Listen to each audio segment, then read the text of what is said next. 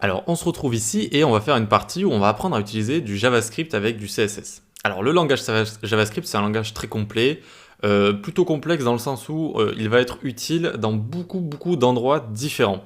Et je trouve que commencer à apprendre le JavaScript, si vous avez encore jamais vu de JavaScript par exemple, si c'est la première fois que vous allez en faire, eh bien c'est assez intéressant de commencer à l'utiliser avec un peu d'HTML, CSS pour aller sélectionner des éléments et leur ajouter des événements, etc. et lancer des fonctions en fonction des événements qui vont se lancer. Parce que de toute façon, c'est comme ça que beaucoup de gens ont découvert JavaScript, c'est-à-dire que, on va dire avant 2011-2010, même jusqu'en peut-être 2012-2013 avec jQuery, etc. Le JavaScript, c'était juste un petit fichier qu'on rajoutait à son site pour faire quelques petites animations, vous voyez. Et c'est comme ça que tout le monde l'utilisait jusqu'à ce qu'il y ait eu tous ces changements dans le JavaScript, avec le JavaScript moderne qui est apparu, les frameworks, etc. Eh bien, on le découvrait avec des petites animations, etc. Donc c'est ce qu'on va faire ici. Et ensuite, plus tard, dans le cours, on va vraiment faire une revue complète du langage. Mais ici, on va apprendre à l'utiliser avec de l'HTML et du CSS. Comment le JavaScript utilise avec de l'HTML et du CSS? En fait, il va pouvoir sélectionner des éléments, les éléments du DOM, et on va pouvoir notamment lancer des fonctions qui vont exécuter des choses. Par exemple, une fonction peut rajouter une classe à un élément, ce qui va par exemple l'animer.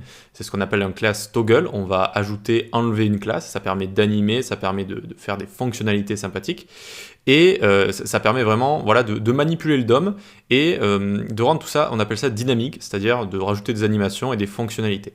Alors, où placer notre script? On a vu que je vous ai montré cette petite technique au cas où vous avez le problème des transitions, mais cette petite technique, elle est simplement bonne quand vous allez coder juste pour ne pas trop avoir ce problème. Sinon, on ne déclare pas son script ici, tout simplement parce que son script, on a envie de le déclarer après que le CSS est chargé, après que le DOM est chargé, et donc on va le déclarer ici, à la fin du body. Script, nickel, on peut l'enlever ici. Hop. Et par exemple, une des méthodes JavaScript très utilisées, ça va être le console log. Console log, ça va écrire dans la console. Et ici, regardez, je vais écrire « Bonjour depuis mon script ». Hop, on ouvre la console avec F12. On sort du mode toggle device toolbar. On va dans console, ici, regardez. C'est bon, on a réussi à discuter avec notre site directement et avec notre console ici. Bonjour depuis mon script. OK? Donc, on peut écrire du JavaScript dans l'HTML ici, donc dans des balises script ici, mais rapidement, en fait, quand on va avoir beaucoup d'HTML et de JavaScript, ça va pas être très pratique. Donc, qu'est-ce qu'on fait? On crée un fichier séparé ici. Et on l'appelle soit script.js, soit app.js par exemple. Hop. Et ici, on va donc arrêter d'écrire le console log ici. On peut faire un CTRL-X pour couper-copier. Et il faut le référencer, notre script maintenant. Comment on fait pour le référencer? On fait un src, ça veut dire source, et on écrit ici app.js tout simplement. Et ça fait référence à notre fichier qui est à côté. Et donc on a bien le CSS, l'HTML et le JS de séparer, et c'est beaucoup mieux comme ça. Et là je peux faire un CTRL-V, tac, et on regarde, ça fonctionne toujours. Super, ça fonctionne.